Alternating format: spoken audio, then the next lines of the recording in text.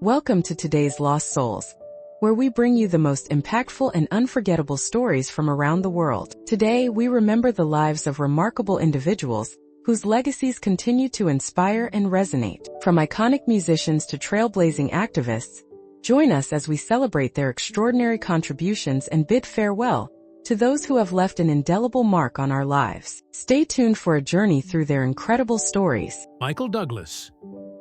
Michael Douglas, the Oscar-winning actor and producer, passed away at the age of 80, leaving behind a legacy as one of Hollywood's most versatile and enduring stars.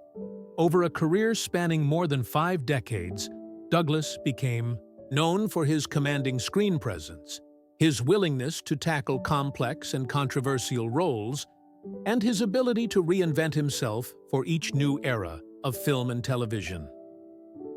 Born on September 25, 1944, in New Brunswick, New Jersey, Michael Kirk Douglas was the eldest son of legendary actor Kirk Douglas and actress Diana Dill. Growing up in the shadow of his famous father, Michael was exposed to the world of film from an early age, but he was determined to carve out his own identity. After graduating from the University of California, Santa Barbara, he began his acting career with small roles in television and theater, slowly working his way up through persistence and talent. Douglas's breakthrough came in the 1970s with the television series The Streets of San Francisco, where he starred alongside Karl Malden. The show ran for 5 seasons and earned Douglas critical attention, but it was his work as a producer that would catapult him to international fame.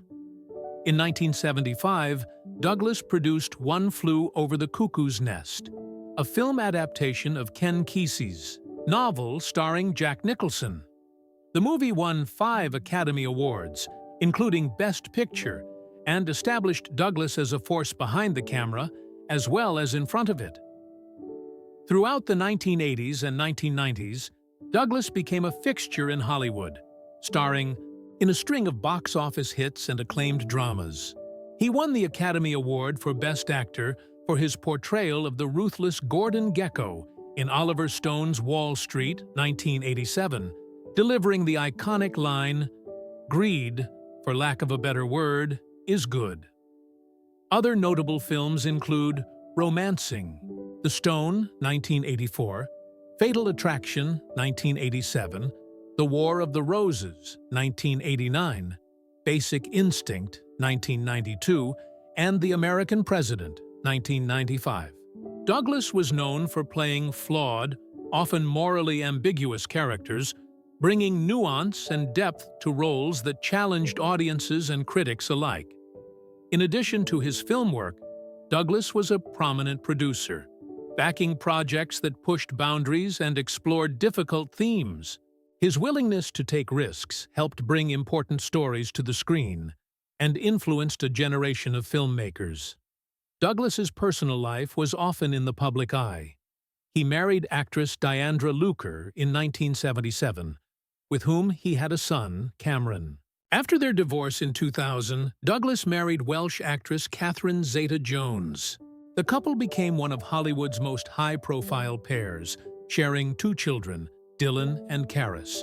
Their marriage faced challenges, including Douglas's battle with tongue cancer, initially reported as throat cancer, and Zeta-Jones's public struggle with bipolar disorder. In 2013, the couple announced a separation, but remained hopeful about reconciliation, with Douglas expressing optimism during an appearance on The Tonight Show with Jay Leno, saying, "Sometimes people take a little bit of a break, but it doesn't necessarily mean that's the end. So I'm very hopeful." Ultimately, the couple reunited, demonstrating resilience and commitment amid adversity.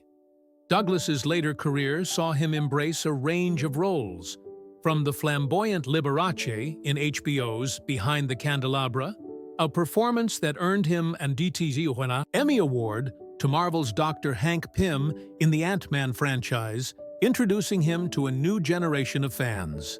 He continued to act well into his later years, earning praise for his versatility and dedication to his craft.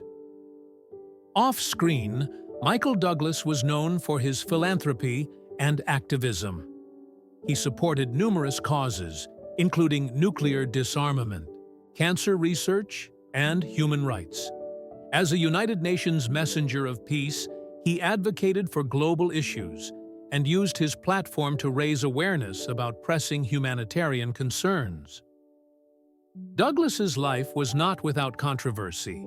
His candidness about his health struggles, including his cancer diagnosis and recovery, brought attention to issues of men's health. He also spoke openly about his family's challenges, including his son Cameron's struggles with addiction and incarceration, using his experiences to advocate for compassion and reform. In his final years, Douglas remained active in the entertainment industry, mentoring young actors and continuing to produce films and television projects. His legacy is one of artistic excellence, resilience, and a willingness to confront life's challenges head-on. Michael Douglas will be remembered as a giant of American cinema, a champion for important causes, and a man who lived his life with passion and integrity. Pippa Scott.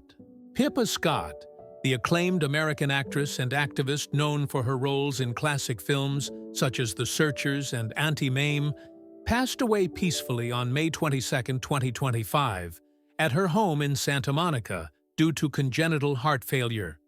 She was 90 years old, leaving behind a legacy of memorable performances, artistic integrity, and passionate advocacy for human rights. Born on November 10, 1934, in Los Angeles, Pippa Scott was destined for the world of entertainment. Her mother, Laura Strobe, was a respected stage actress, and her father, Alan Scott, was an Oscar-nominated screenwriter who contributed to Hollywood classics, including musicals starring Fred Astaire and Ginger Rogers like Top Hat and Swing. Time. Her uncle, Adrian Scott, was a notable writer-producer and one of the Hollywood 10 blacklisted during the McCarthy era, which would later influence Pippa's own commitment to justice and free expression. Scott's education reflected her artistic ambitions. She studied at Radcliffe College and UCLA before refining her craft at the prestigious Royal Academy of Dramatic Art, RADA, in London.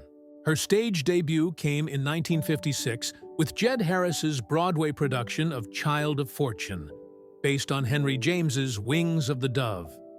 That same year, she landed her breakout film role as Lucy Edwards in John Ford's iconic Western The Searchers, starring alongside John Wayne and Natalie Wood. Her portrayal of Lucy, one of the kidnapped daughters, was marked by emotional depth and vulnerability, earning her recognition as a compelling new talent. In 1958, Scott starred as Pegeen Ryan, the warm-hearted secretary and eventual love interest of Patrick Dennis, in the Oscar-nominated comedy Auntie Mame with Rosalind Russell. The film's success cemented her place in Hollywood, and Scott's chemistry with her co-stars was widely praised. Her early filmography also included roles in As Young as We Are, 1958, Petulia, 1968, Norman Lear's Cold Turkey, 1971, and The Sound of Murder, 1982. Scott's versatility shone through her prolific television work. She appeared in classic series such as The Twilight Zone, notably in the episode The Trouble with Templeton, The Dick Van Dyke Show, The Mary Tyler Moore Show, Dr. Kildare, Remington Steele, Columbo, and Perry Mason. In the 1976 NBC series Jigsaw John, she played the romantic interest of Jack Warden's detective, further showcasing her range as an actress. Her ability to inhabit both comedic and dramatic roles made her a sought-after guest star throughout the 1960s, 70s, and 80s. On stage, Scott was equally accomplished, performing in productions such as Look Back in Anger, Isn't It Romantic?, and The Three Sisters, often collaborating with renowned figures like John Houseman at UCLA. Her commitment to her craft was evident in every performance, whether on Broadway, in Hollywood, or on television screens across America. Beyond her artistic achievements, Pippa Scott was a passionate advocate for human rights. Deeply affected by her family's experience during the Hollywood blacklist era, she became a champion for justice and free expression. She founded the International Monitor Institute, a non-profit organization dedicated to gathering evidence for the prosecution of war crimes. Scott also established Linden Productions, producing documentaries such as World's Most Wanted Man, The Hunt for Radovan Karadzic, and King Leopold's Ghost, which explored issues of global justice and historical accountability. Her activism extended her influence far beyond the entertainment industry, making a tangible impact on the world. In her personal life, Scott married producer Lee Rich in 1964. Rich would go on to co-found Lorimar Productions, the company behind hit series like The Waltons, Dallas, and Knots Landing. The couple divorced in 1983, but rekindled their relationship in 1996, remaining together until Rich's death in 2012. Scott is survived by her daughters, Jessica and Miranda, and 5 grandchildren, who remember her not only as a celebrated actress, but as a devoted mother and grandmother. Scott's final on-screen appearance was in the 2009 9 independent film Footprints, capping a career that spanned over half a century. Even after stepping away from acting, she remained active behind the scenes, developing and producing documentaries that reflected her commitment to truth and justice. Tributes from colleagues, friends, and fans poured in following her passing. Many remembered her as a beautiful and talented actress whose performances brought warmth, intelligence, and authenticity to every role. Others highlighted her activism and the courage she displayed in standing up for what she believed in, both in Hollywood and on the world stage. Pippa Scott's legacy is one of artistry, resilience, and compassion. She broke barriers for women in film and television, used her platform to fight for human rights, and inspired generations with her talent and integrity. Her life's work serves as a reminder that true greatness lies not only in professional achievement, but in the courage to make a difference. Wayne Lewis.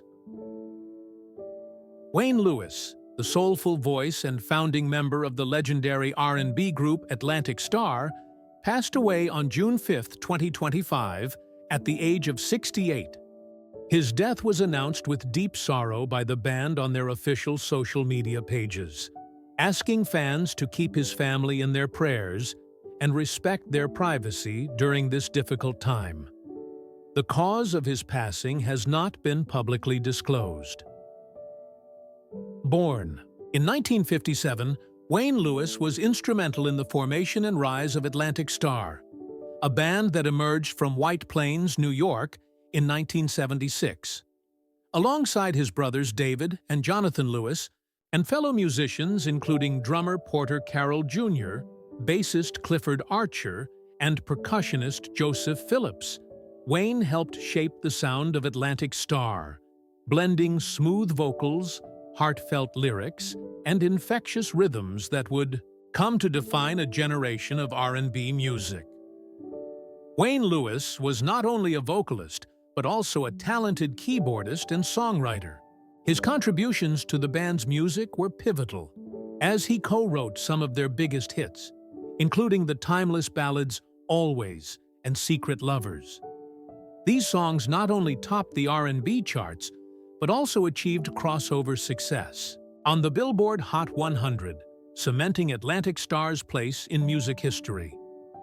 Atlantic Starr's journey to fame began with their self-titled debut album in 1978, which introduced their blend of funk, soul, and pop.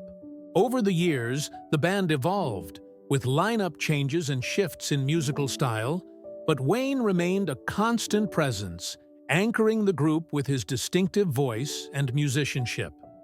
The band's 1982 album Brilliance produced Circles, their first single to enter the Billboard Hot 100, signaling their growing popularity beyond R&B audiences. The late 1980s and early 1990s marked the peak of Atlantic Starr's commercial success. Their 1987 album All in the Name of Love featured Always, which reached #1 on the Billboard Hot 100 and became an enduring love anthem.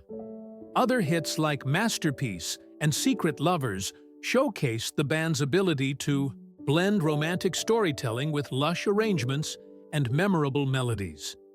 Wayne's soulful delivery and emotive performances were central to these successes, resonating deeply with fans worldwide. Beyond his musical talents, Wayne Lewis was known for his warm personality and dedication to his craft. Fans and fellow musicians alike praised him as a generous soul and a consummate professional. His influence extended beyond the stage, inspiring younger artists and contributing to the ongoing evolution of R&B music. In recent years, Wayne continued to perform with Atlantic Starr alongside his brother Jonathan Lewis, vocalist Melissa Pierce, and nephew Shama Carter. The band maintained an active touring schedule, including planned performances in 2025 at notable events such as the Capitol Jazz Festival in Maryland and the Dell Music Center in Philadelphia. His passing has left a profound void in the group and the wider music community. Tributes poured in from fans and peers following the announcement of Wayne's death. Many expressed their grief and shared memories of how his music shaped their lives. One fan described him as the smoothest brother to hold the mic, while others highlighted his songwriting genius and the timeless quality of Atlantic Starr's hits. Fellow R&B group Rose Royce extended their condolences, emphasizing the deep respect and admiration Wayne earned throughout his career. Wayne Lewis's legacy is one of soulful expression, heartfelt storytelling, and musical excellence. His voice and artistry helped define an era of R&B music that continues to influence artists today. As a founding member of Atlantic Starr, he played a crucial role in creating songs that remain beloved classics, celebrated for their emotional depth and melodic beauty. His passing marks the loss of a true legend, whose contributions to music will be remembered and cherished for generations. Wayne Lewis's life and work exemplify the power of music to connect people, evoke emotion, and leave an enduring impact on culture. Ewa Dałkowska. Ewa Dałkowska, a distinguished Polish actress renowned for her powerful presence in film, theater, and radio, passed away on June 8, 2025, at the age of 78 after a long illness. Her death was confirmed by the Warsaw-based Nowe Theater, where she was a foundational member and a cherished artist. Even in April 2025, just months before her passing, she was actively preparing for a new role, demonstrating her unwavering dedication to her craft until the very end.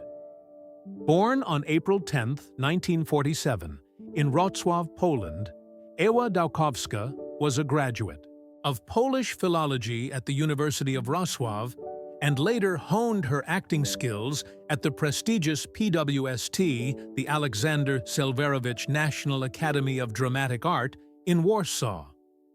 Her career began in the 1970s, and she quickly became known for her intense emotional depth and versatility on stage and screen.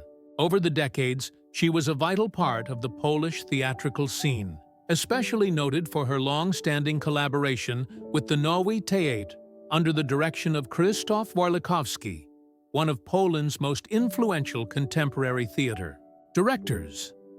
Dałkowska's theatrical repertoire was rich and varied. She portrayed complex characters such as Rivka, Gonorilla, Elizabeth Costello, Henia Gelertner, and Isolde Regensburg, roles that showcased her ability to blend empathy, intelligence, and emotional power. Her performances were marked by a rare combination of modesty and extraordinary kindness, traits that earned her deep respect among colleagues and audiences alike. She was also an active participant in the independent Teatr Domowy during the martial law period in Poland in the 1980s, performing in private apartments and contributing to the cultural resistance against political oppression. On screen, Ewa Dałkowska appeared in numerous significant Polish films and television series, including Noce I Dnie, Nights and Days, Bez znieczulenia, Without Anesthesia, Sprawa Gorgonowej, The Gorgon Case, Korczak, and the popular TV series 07 Zgłoś się. Her film roles often demanded a profound emotional intensity, and she delivered performances that left a lasting impression on Polish cinema. She also appeared in Teściowy and its sequel, further endearing herself to a broad audience. In addition to her film and theater work, Dałkowska was a familiar voice on Polish radio and television theater productions, where her distinctive voice and nuanced acting brought numerous characters to life. Her contributions to Polish culture were recognized with prestigious honors, including the Officer's Cross and Commander's Cross of the Order of Polonia Restituta, as well as the Gloria Artis Medal for Merit to Culture. Ewa Dałkowska was also known for her strong personality and active engagement in social and cultural life. Despite differing political views with some contemporaries, she was admired for the quality of her discourse, her concern for the fate of her country and its people, and her dignified approach to public debate. Her colleagues and friends remember her not only as a brilliant artist, but also as a warm and genuine human being. Her passing deeply saddened the Polish cultural community. Bogdan Zdrojewski, former Minister of Culture and European Parliament member, paid tribute to her as an extraordinary talent and a person of exceptional empathy and kindness. The Nowy Teatr expressed profound grief, emphasizing that Ewa was not only a pillar of their ensemble, but also a close friend and creative partner. Her legacy is inseparable from the identity and spirit of the Nowy Teatr, which she helped shape from its inception. The funeral service for Ewa Dałkowska was held on June 13, 2025, at the Church of St. Hubert in Zalesie Górne, followed by burial at the local cemetery. The ceremony was attended by family, friends, fellow actors, directors, and admirers who gathered to honor her memory and celebrate a life devoted to art and humanity.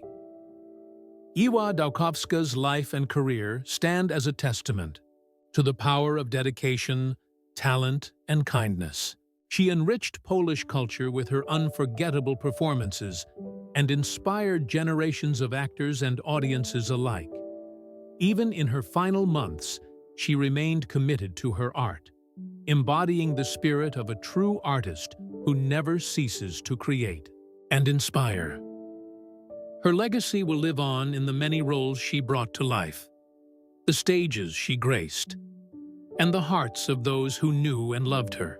Poland bids farewell to one of its most cherished actresses, whose voice and presence will echo in its cultural history for years to come.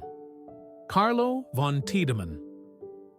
Carlo von Tiedemann, a beloved German journalist, television presenter, and actor, passed away on June 8, 2025, in Hamburg after a long illness. Born on October 20, 1943, in Stargard, Pomerania, now Stargard Szczeciński, Poland. Von Tiedemann was a fixture in German broadcasting for over 5 decades, primarily with Norddeutscher Rundfunk, NDR, where his warm presence and engaging style made him a household name. Von Tiedemann began his career in 1971 with NDR, quickly establishing himself as a versatile presenter across both radio and television. His early work included hosting popular shows such as Aktuelle Schaubude, 1977, 1988, 1997, 2004, a variety program beloved by audiences for its lively entertainment and approachable format. Over the years, he became synonymous with numerous other programs, including Show & Co. mit Carlo, Lachen macht Spaß, Eurotops, Deutscher Musikladen, and Große Hafenrundfahrt. His ability to connect with viewers made him a trusted figure in German households. In addition to entertainment shows, von Tiedemann was a familiar voice and face on regional broadcasts, hosting radio programs like NDR 90,3, 15, NDR 2, Der heiße Draht, and NDR Talk Show. His versatility extended to game shows and talk shows, where his natural charisma and quick wit shone through. He was also known for his work on Große Freiheit, a program reflecting the vibrant cultural life of Hamburg. Von Tiedemann's career was not limited to presenting. He occasionally appeared as an actor in television series such as Tatort, 1970, Zwei Münchner in Hamburg, 1989, and Adelheid und ihre Mörder, 1993. His on-screen roles, though less frequent, showcased his range and added another dimension to his public persona. Throughout his life, von Tiedemann was recognized for his contributions to German media. He received the Medal of the Order of Merit of the Federal Republic of Germany, underscoring his impact on the cultural landscape.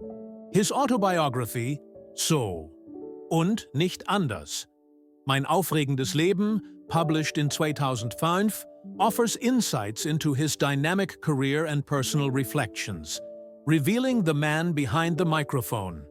Carlo von Tiedemann was married twice. His first marriage lasted from 1980 to 1988, and since 2012, he was married to Julia Laubrunn, with whom he had 2 children. He also had a daughter, Lisa, from a previous relationship with Anya Dubla Carlo. He lived in Quickborn and Hamburg, cities that he called home for many years. Von Tiedemann's passing marked the end of an era for German broadcasting.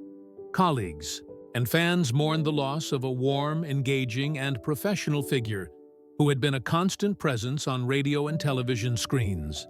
His legacy is one of dedication, versatility, and a genuine connection with audiences. In remembering Carlo von Tiedemann, one recalls not only the breadth of his work, but also the kindness and humility with which he approached his craft. His voice and personality helped shape the media experience for generations of Germans, and his influence will endure in the annals of broadcasting history. Renee Ferguson. Renee Ferguson, a trailblazing investigative journalist and the first African-American woman to work as an investigative reporter in Chicago television, passed away on June 6, 2025, leaving behind a legacy of fearless reporting, social justice advocacy, and groundbreaking journalism. Her career, spanning over 3 decades, was marked by her relentless pursuit of truth, her dedication to giving voice to the marginalized, and her profound impact on investigative reporting in Chicago and beyond. Born in Oklahoma, Renee Ferguson graduated from Douglas High School in Oklahoma City in 1967 before earning a Bachelor of Arts degree in journalism from Indiana University Bloomington in 1972. During her time at Indiana University, she was one of only 2 Black students in the journalism program, a testament to the barriers she would continue to break throughout her career. Early on, Ferguson demonstrated a passion for uncovering injustice and a commitment to telling stories that mattered. Her journalism career began at WLWI-TV in Indianapolis in 1972, where she worked alongside future late-night legend David Letterman. After 5 years, she moved to Chicago in 1977 to join WBBM-TV, CBS 2, where she quickly gained national attention for her investigative reporting. One of her early high-profile investigations challenged the reputation of educator Marva Collins, sparking national debate and showcasing Ferguson's fearless approach to journalism. In 1981, Ferguson hosted the public affairs program Common Ground, further establishing her role as an advocate for those without a voice. She viewed journalism as a tool for social change, often pursuing stories that others avoided. Her tenure at CBS was followed by a period as a network correspondent for CBS News based in Atlanta, before returning to Chicago in 1987 to join NBC Chicago WMAQ-TV as an investigative reporter. At NBC Chicago, Ferguson's investigative work reached new heights. She uncovered systemic issues such as the strip searching of black women at O'Hare International Airport by U.S. Customs officials, a scandal that led to congressional hearings and significant changes in federal procedures. This investigation earned her the prestigious Alfred I DuPont Columbia University Award in 1999. Among many other accolades, Ferguson's dedication to justice was also evident in her work on the wrongful conviction of Tyrone Hood, a man imprisoned for a murder he did not commit. Through years of meticulous research and reporting, she exposed flaws in the case and advocated for Hood's release. Even after retiring from full-time reporting in 2008, Ferguson continued to champion his cause, ultimately convincing then-Governor Pat Quinn to pardon Hood and secure his freedom. Throughout her career, Ferguson earned 7 Chicago Emmy Awards, the Gracie Award, the Associated Press Award for Best Investigative Reporting, the Ida B. Wells Award from the National Organization for Women, and many other honors. She was also a 2006-2007 Nieman Fellow at Harvard University, where she deepened her expertise in law, politics, and business, further enhancing her investigative skills. Ferguson's impact extended beyond her reporting. She co-founded the Chicago chapter of the National Association of Black Journalists, helping to create a supportive community for Black journalists and advocating for diversity in newsrooms. Her commitment to mentorship and leadership helped pave the way for future generations of journalists. Known for her tenacity, empathy, and integrity, Renee Ferguson interviewed some of the most influential figures of her time, including former President Barack Obama, boxing legend Muhammad Ali, and basketball icon Michael Jordan.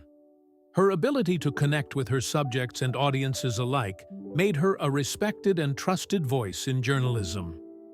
Even after retiring, Ferguson remained active as a book doctor, helping authors with writing, editing, and investigative research.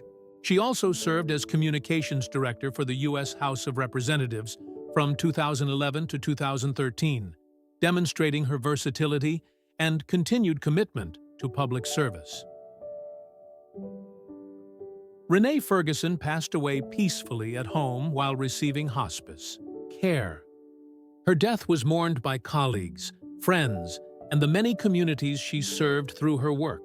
Marion Brooks, a close friend and news anchor at WMAQ-TV, described Ferguson as a journalist with extraordinary talent and remarkable instinct for uncovering the truth.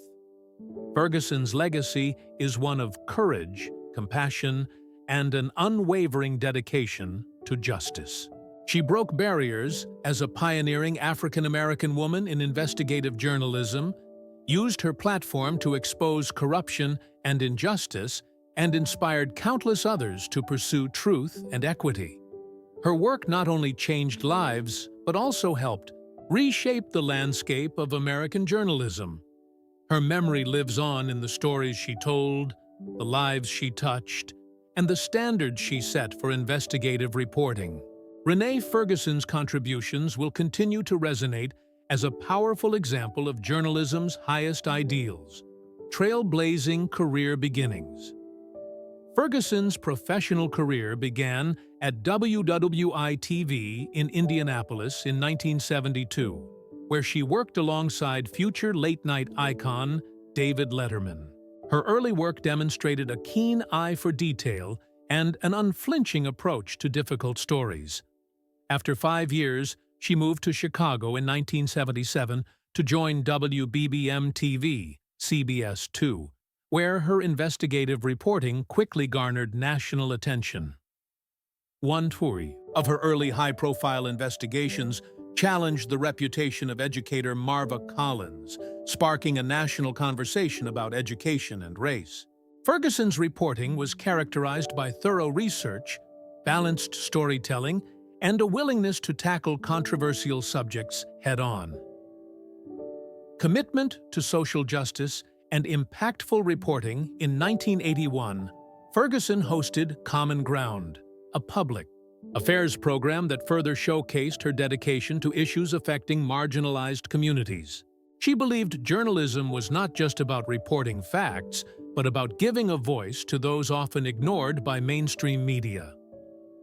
Her tenure at CBS was followed by a stint as a network correspondent for CBS News based in Atlanta, before returning to Chicago in 1987 to join NBC Chicago, WMAQ-TV, as an investigative reporter. It was here that Ferguson's work had some of its most profound impacts. Among her most notable investigations was the exposure of the strip searching of Black women at Chicago's O'Hare International Airport by U.S. Customs officials. This groundbreaking report led to congressional hearings and significant reforms in federal customs procedures, highlighting Ferguson's power to effect real-world change through journalism. Another defining moment in her career was her relentless pursuit of justice for Tyrone Hood, a man wrongfully convicted of murder. Ferguson's meticulous investigation uncovered flaws in the case, and her advocacy was instrumental in securing his pardon and release.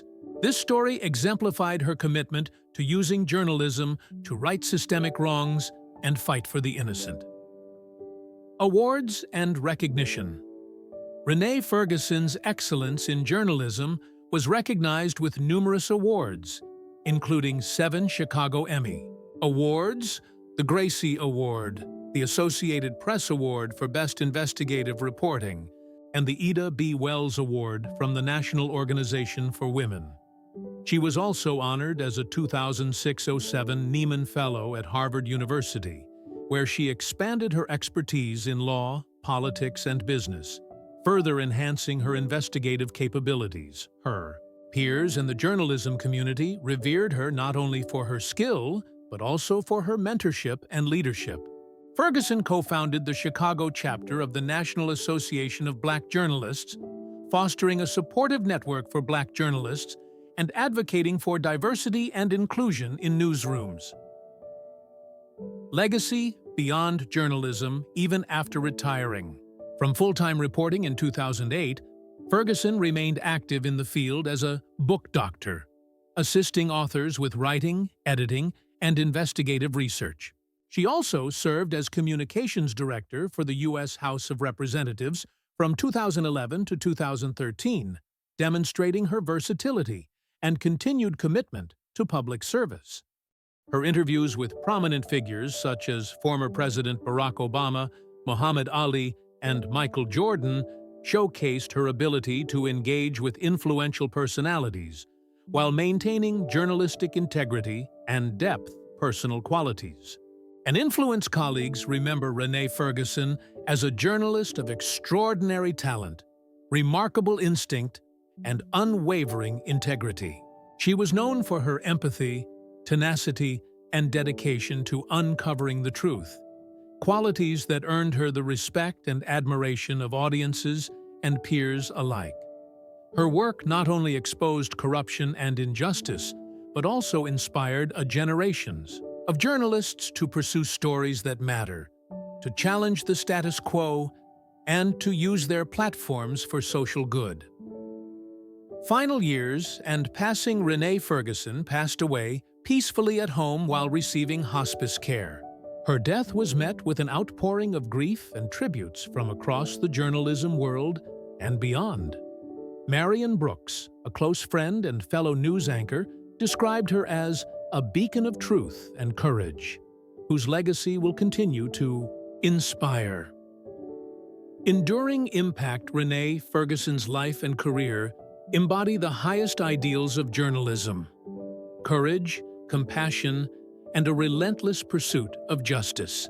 She broke barriers as an African-American woman in a challenging industry, used her voice to highlight systemic issues, and left an indelible mark on the field of investigative reporting.